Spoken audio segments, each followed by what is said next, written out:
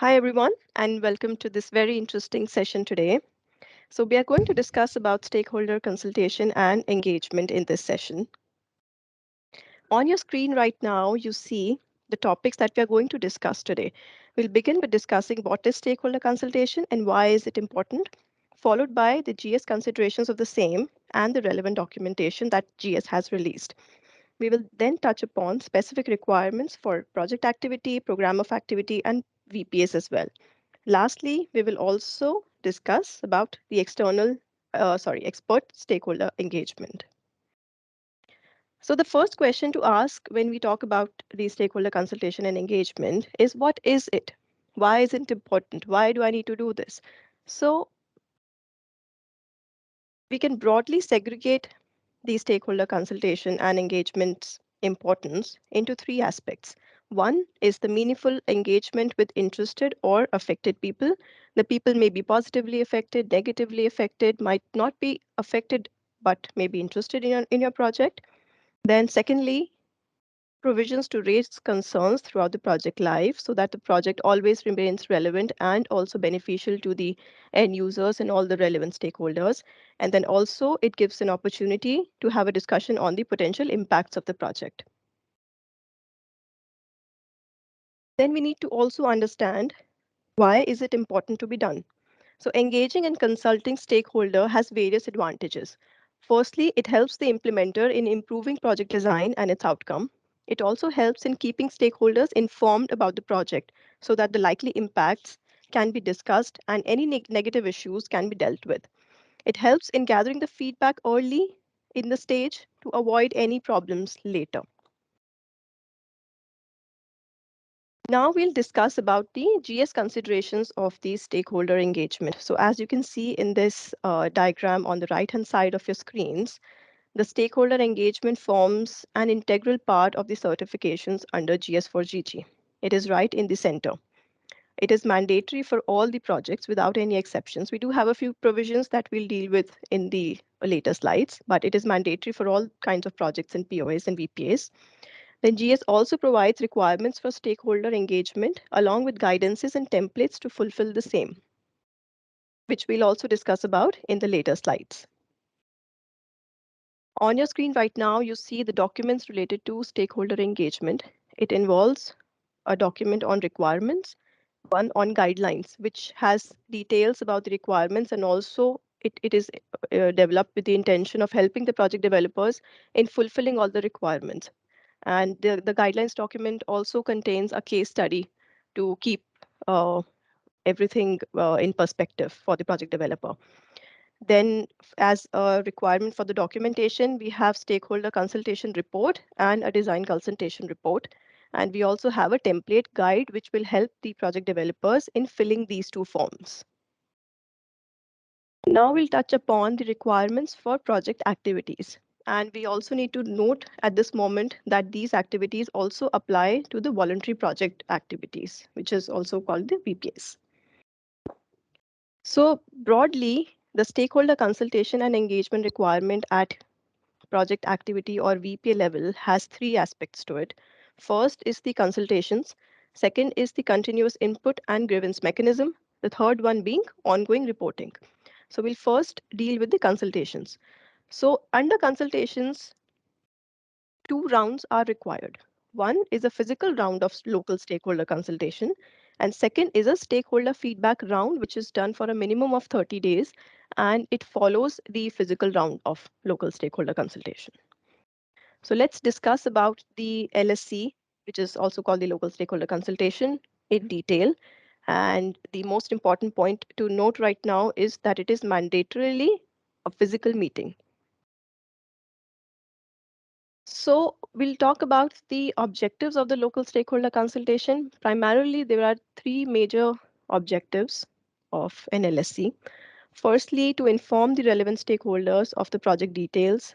Secondly, to ensure that stakeholders can influence project design, implementation, and operation so that it is useful to the projects at maximum, useful to the end users at maximum. Sorry for that. And lastly, but not the least, it helps in exchanging views and concerns in a free and transparent manner.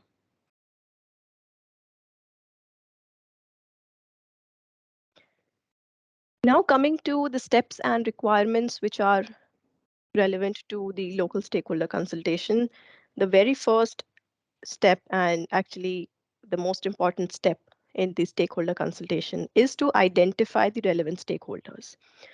If the identification is not done correctly, then the whole point of the stakeholder consultation and engagement becomes a little weak.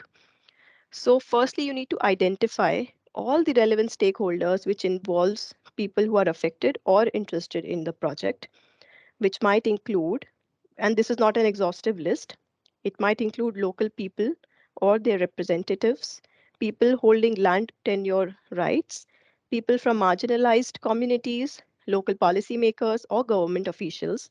It will also include the local NGOs which work in that area for the betterment of the people, and also the women group who work on the aspect of women upliftment in the geographical area of the project implementation. It also includes international GS NGO supporters, a list of which is also given on the Gold Standard website, and also the GS representatives, for which you can write to Gold Standard at help@goldstandard.org. Once you have identified all the relevant stakeholders, next step comes to engage them. And how do you engage the stakeholders? Is by inviting them to your stakeholder consultation rounds. So you have to invite them. For that, you have to design an invitation letter and send them in the most appropriate format. Now, there is no single definition of an appropriate format. It depends on the area where the project is implemented. It depends on the end users who are benefited from that project. It really depends on the language, the culture, the society that is relevant to that geographical area. And there are various aspects. I think a project developer is the best person to judge what is the definition of appropriate for their own project. So the project developer needs to send this invitation at least 30 days in advance of the physical meeting to all the stakeholders which are identified in the requirements document, which is also listed on your screen under the identify list. And you can have more than this also, but you need to send it to everyone at least 30 days in advance.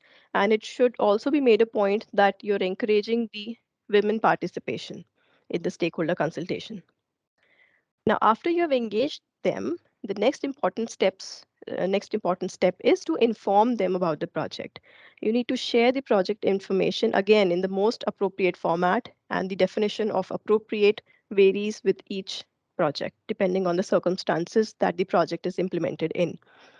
So the information that must go out to all the relevant stakeholders comprises of a non-technical summary, economic, social, and environmental impacts, and SDG contributions.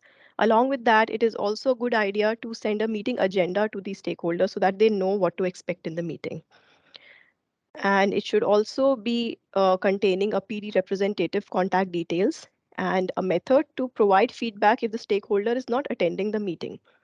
So any relevant contact details would be required to be added in that summary that will be shared with the relevant stakeholders. And this information needs to go out to all the stakeholders at least a week in advance of the physical meeting, which is going to be conducted. After you have informed the stakeholders of all the details of the project, the next step would be to conduct and discuss the issues with the project. So you need now to conduct the physical meeting as per the time and the venue which was decided earlier. The project details should be discussed in that meeting, along with stakeholders' perceptions and expectations. So, stakeholders should be encouraged to come up and give their views about what they're expecting from the project and how they actually want it to function so that it can lead to maximum benefit. Then it should also be discussed on how the adverse impacts can be minimized if any negative impacts are already identified, and a few might also come up in this local stakeholder consultation round, which the project developer would not have envisaged earlier. Then the most important thing to discuss during this physical round of local stakeholder consultation is the suitable option for continuous input and grievance mechanism. This must be discussed and decided in the local stakeholder consultation. Then we come to the requirements related to the timing of the consultation. When should this local stakeholder consultation be conducted? So ideally, for a regular cycle project, this should be conducted before the project start date, and there would be no additional requirements to be met in such a case. However, if a project is a retroactive project and the local stakeholder consultation is taking place after the project date, then there are a few additional requirements which the project developer would need to demonstrate. First would be the project developer would need to provide justification for doing it after the start date. Then there are also required to conduct the consultation as early as possible. There is also a provision of conducting a combined consultation that we'll deal with in the subsequent slides. And it should also be explained how the stakeholder comments were addressed and if any changes to the project designs were made in line to the stakeholder comments that were received. And there is also an important thing to note here that if a physical meeting was already conducted in the project history, then it need not be repeated for GS4GG certification. The same meeting, if it meets all the requirements of GS4GG stakeholder consultation and engagement requirements, can be considered as a local stakeholder consultation. A few more things to keep in mind. One meeting, one local stakeholder consultation is mandatory. However, if the project developer feels appropriate, then multiple physical meetings may also be conducted. And the place and the timing of the physical meeting should be appropriate for all the relevant stakeholders, and it should not pose as a barrier to participation. For example, if the meeting is conducted very late in the evening, then it might create a barrier to the women participation in the area. So something like that. Now we'll discuss about the combined stakeholder consultation. So the very first thing to keep in mind for that would be that it is applicable only for retroactive projects. So by combined stakeholder consultation, we mean conducting the local stakeholder consultation and the stakeholder feedback round combined in one event. So it should be conducted before the project submission for preliminary review. It should ensure compliances with all the requirements except the minimum duration of 30 days of stakeholder feedback round. And special attention should be provided to stakeholder feedback because a combined consultation is conducted. And the project should be modified where reasonable in line to the comments which came from the stakeholders. So I can give you a small example of the combined stakeholder consultation. Like if yours is a retroactive project and you're organizing a physical meeting, then in the first half of the day, or maybe if it spans over multiple days, in the first half or the first major portion of the consultation, you may do local stakeholder consultation in which you explain all the project details and SDG contributions, any negative impacts that the project might have, talk about the grievance mechanism, the continuous improvement. And then in the later part of the agenda, you can discuss about the feedbacks and you can gather the feedback in the same round and discuss and close most of the comments during the same consultation round. And then you also have to assess all the comments later and modify the project design appropriately. Now, once the local stakeholder consultation has ended, what are the steps that are required to be done?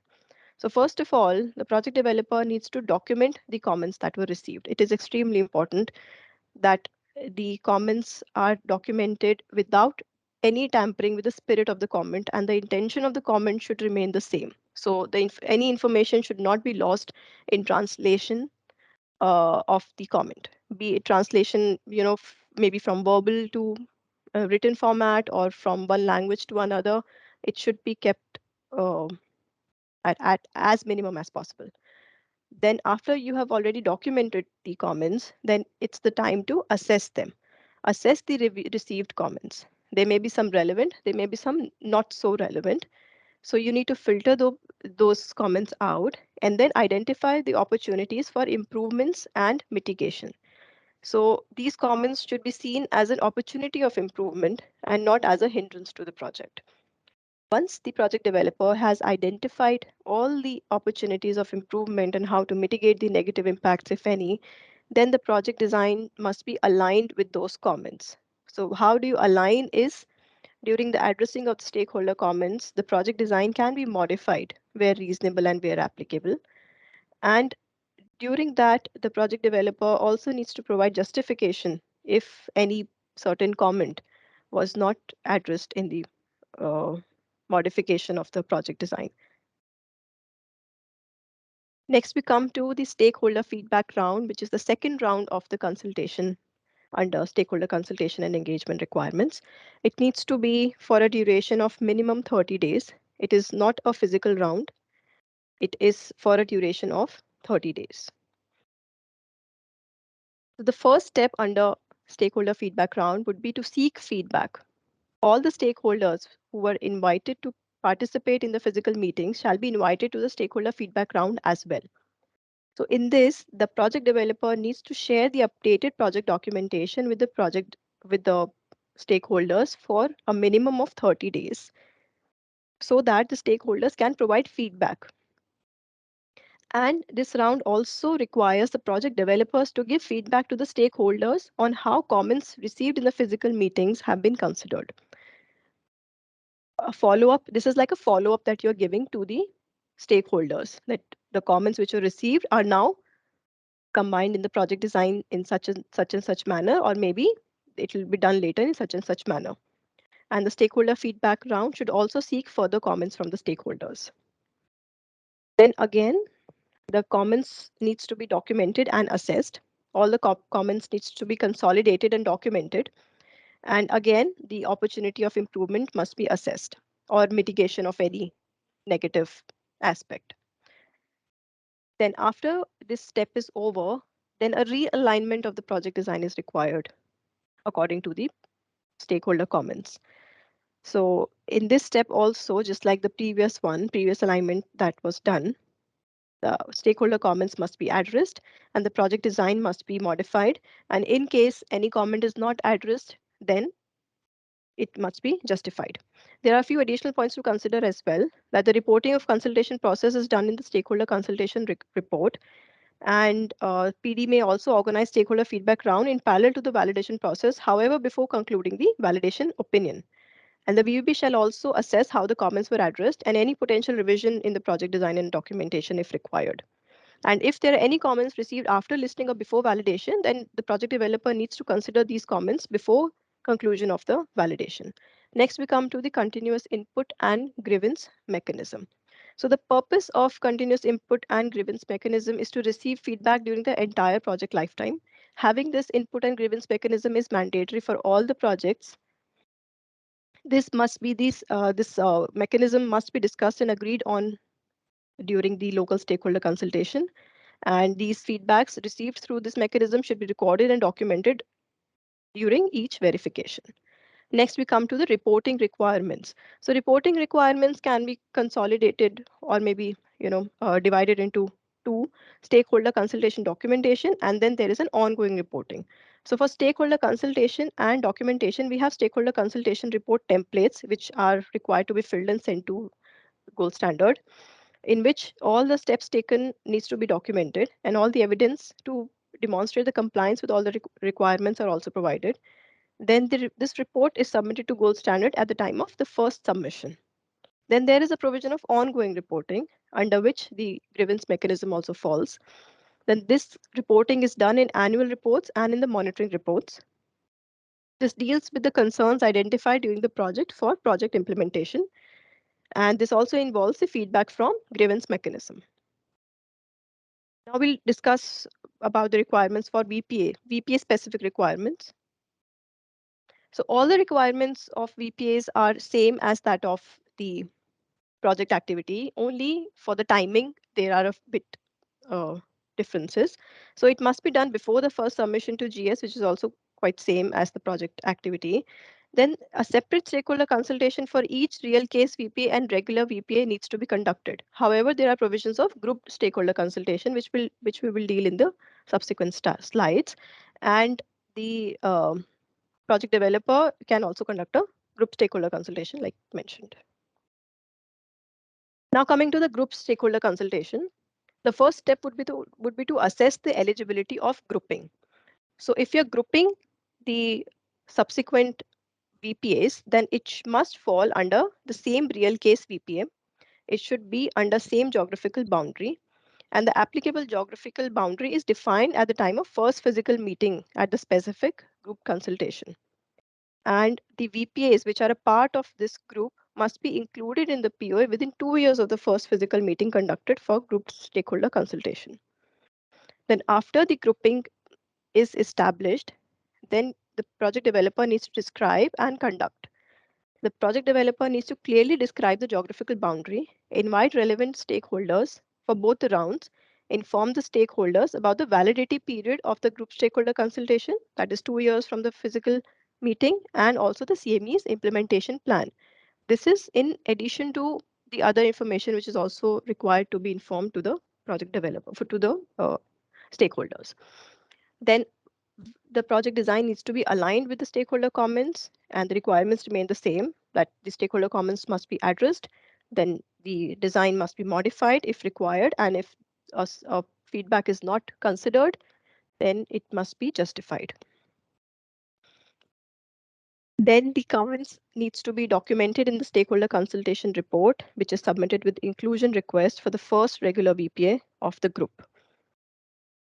Then also the continuous inputs and monitoring is to be done as described earlier, and there are a few additional requirements that the project developer needs to gather feedback from local stakeholders or primary end users and on the project implementation and its impact on a sample basis as part of the ongoing feedback mechanism. This is one additional requirement if you are doing a group stakeholder consultation. Then in ongoing reporting, the project developer needs to report such comments received during the next verification. Then we'll talk about a few points to consider. The gold standard reserves the right to enforce new stakeholder consultations for regular VPAs that are included via grouped stakeholder consultation at the time of inclusion. And the grievance mechanism shall be established and made available for each VPA of a POA. Now we'll come to POA specific requirements, which is also called POA level design consultation. So for POA, the CME must conduct a stakeholder consultation at both POA and VPA level. So we have already discussed about VPA level. Now we'll discuss about the POA level design consultation. So for POA level design consultation, a lot of requirements remain similar to what we already discussed about the project activity and the VPA. However, there are a few differences which we are going to discuss about here. Then regarding the timing, it must be done before the first submission to gold standard. The objective again is to obtain feedback on the POA design. The mode of the POA design consultation, which is very important to note, is that a physical meeting is not mandatory for POA level design consultation. Other means can be used by the project developer as deemed appropriate. Then the minimum stakeholders to be consulted remains the same, and the means of invitations also remains the same as that of PA and VPA. In terms of information to be provided to stakeholders, most of it remains same as that of project activity and VPA. However, there are a few additional information to be provided, which includes interaction with other similar programs in the area, other planned consultations at VPA level so that the stakeholders can also join those rounds, and also the targeted end users of the POA. Coming to the mode of information sharing, it can be via hard or soft copies. It must go out at least a week before the physical meeting if a physical meeting is conducted. If no physical meeting is conducted, then it needs to go a minimum 30 days in advance for comments. Then for the consideration of comments, the requirement remains the same that the comments must be documented without any tampering and explain how comments were considered in the POA design. For the documentation requirements, POA design consultation report needs to be submitted at the time of first submission to GS. In case there is a multi-country POA, one consultation can be conducted per host country or a combined consultation for all the countries can also be conducted. However, there are a few things to be kept in mind for a multi-country POA, that if a combined POA design consultation is organized, then the stakeholders for each host country should be invited. Key POA information per host country to be provided, and information for each host country must be clearly demarcated. Next, we come to the expert stakeholder engagement. This is relevant only if your activity requirement asks you for an expert stakeholder engagement. So this will specifically come from the requirements from the safeguarding principles or activity requirements, which is applicable to the POA or a project activity. Then the steps are pretty simple. The PD needs to identify the expert. They need to obtain a no conflict of interest declaration from the expert, appoint the expert, then provide sufficient information for forming an opinion. Again, document the unedited comments along with changes made to the project design in line to that, and provide all the information for validation to a BBB. A few things to note here would be feedback may be sought anytime during the project design and consultation. However, it is recommended that they are sought during the planning phase of the consultation. And expert stakeholders are not necessarily required to attend the face-to-face consultation meetings if you're conducting it. So that's all for the presentation. We would love to answer whatever questions you might have.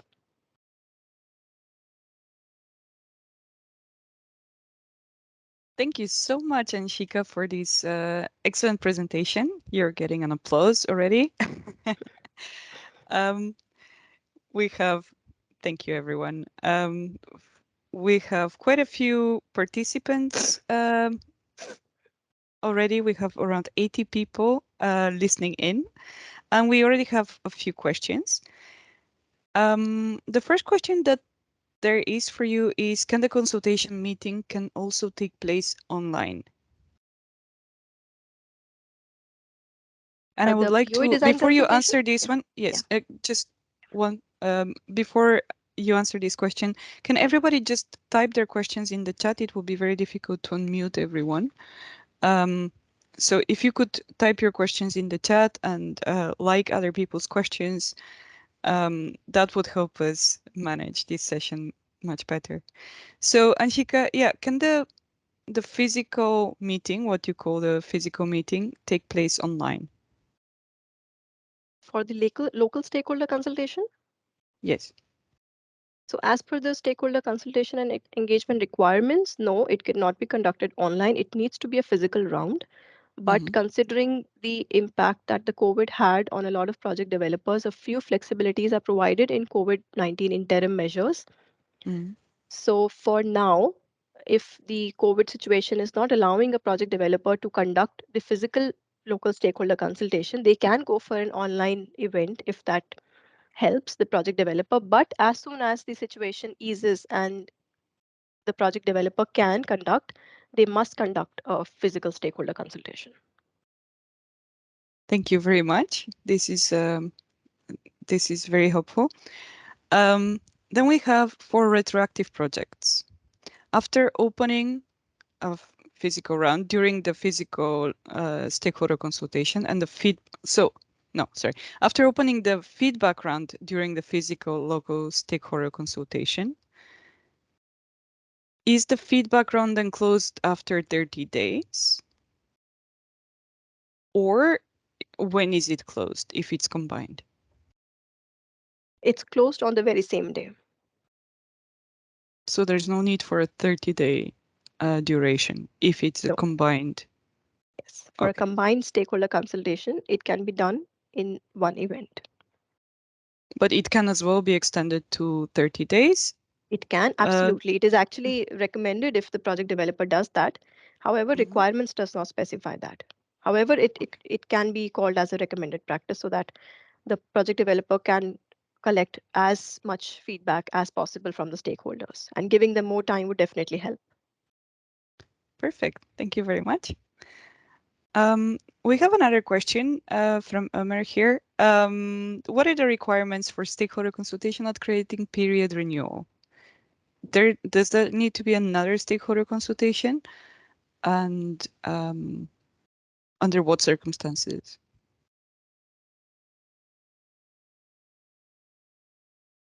We can get back to this query later. We can have a discussion internally and can get back to this query. Great. Thank you very much.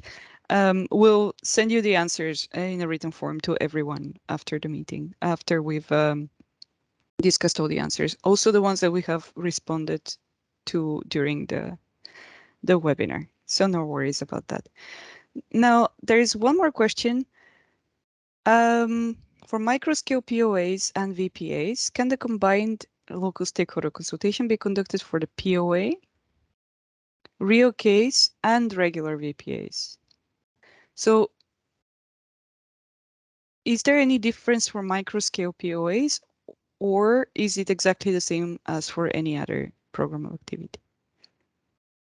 So the stakeholder consultation requirements do not identify difference in the scale of the PA and POA. So the requirements are applicable to every scale. Perfect. Does anybody have any further questions? We have a few more minutes for the Q&A for this session. So if you were always wondering about something, who to invite, am I doing it right? Now's the time. Can we send the, okay, we have 3 more questions. That's really great. Can we send the invitations 1 week before the stakeholder consultation meeting physically? So No, can there we is send no the provision. invitations 1 week before the local stakeholder consultation meeting physically, is the question. No, there is no provision for that in the requirement. So it needs to go out at least 30 days in advance, Mhm. but a reminder may be sent a week before. Perfect.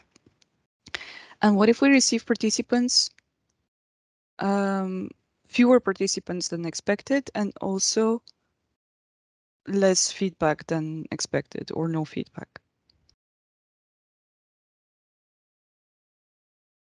So the requirements for GS4GG doesn't specify on any minimum amount of engagement required. The project developer should try their level best to maximize the external stakeholder engagement as much as possible. But then, yeah, there are a few things that project developer also cannot control. Mhm. So I think that is not something that PD should be worried about. But then, yeah, we also have this continuous grievance mechanism and ongoing reporting and feedback mechanism, which may be used by the other stakeholders and um, affected people later on. So, yeah. Indeed.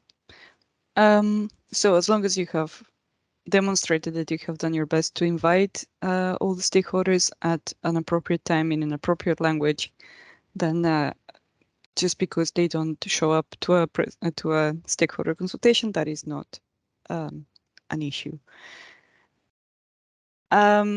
Another comment is, earlier we were sending invites via email to global stakeholders or those who cannot attend the physical meeting. Is this required to do, or do we concentrate only on the local stakeholders?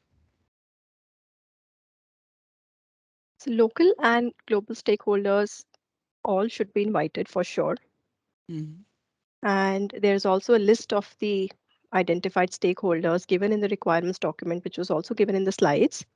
So if it falls under the purview of that list, then definitely they should be invited. However, if they also do not come under that list, it is always advised to uh, invite as many stakeholders as possible, because stakeholder consultation round is only for the improvement of the project design. So as much feedback as possible is always great. Great. And we have another very interesting question. Is it completely necessary that all the stakeholders, how high and low influence, are in the physical meeting? Can it be done separately? So can there be 2 or 3 different stakeholder consultations? Because sometimes it's really difficult that people from ministries or governments assist the local stakeholder consultations. Absolutely, that's a very nice question. And regarding that, a good description is also given in the guidance document. So I would highly suggest all the project developers to also read the guidance document. But I would explain it in brief here. So, like I said, there is no definition of appropriate. So appropriate best can be defined by the project developer himself or herself. So if the project developer thinks that engagement of higher authority and NGOs or from the policy makers might impact the ability of the local people like villagers or farmers, to speak up in the stakeholder round, definitely it is highly suggested that two separate rounds are conducted. We haven't put that as a requirement, but it is a very good practice to do. And it can also be in some areas, it can also be that different castes, social castes can be a barrier. If there's a higher caste in the stakeholder consultation and there are lower caste, then the lower caste people won't speak up. So I would highly suggest the project developers to identify the appropriate and conduct the stakeholder round in line to that. Especially when we're talking about combined meetings. And if we have such concerns, maybe closing the feedback round the same day is not the greatest idea. So Absolutely. it all needs to be very, very customized to the context in which we are. We have a further question on COVID, on the COVID measures. Um, do project developers need to get approval from Gold Standard case by case on conducting an online stakeholder consultation according to the COVID measures?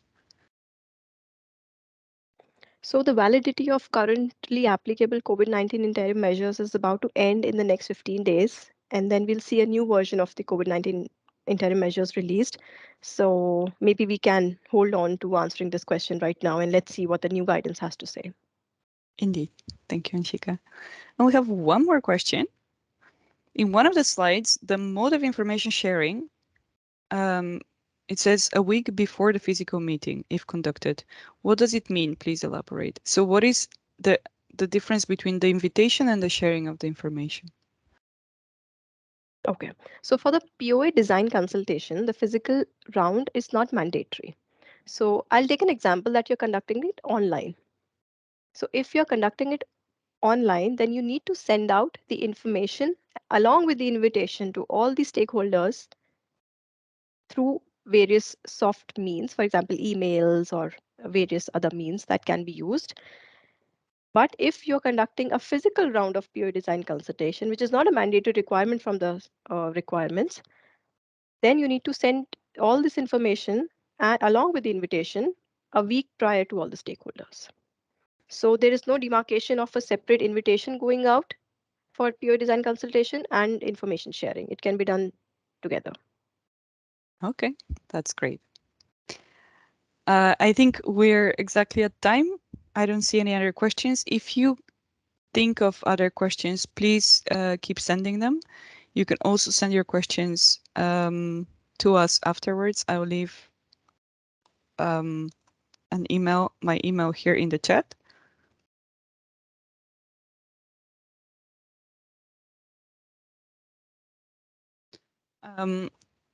And we will make sure that we answer all the questions and we send them around. Thank you very much.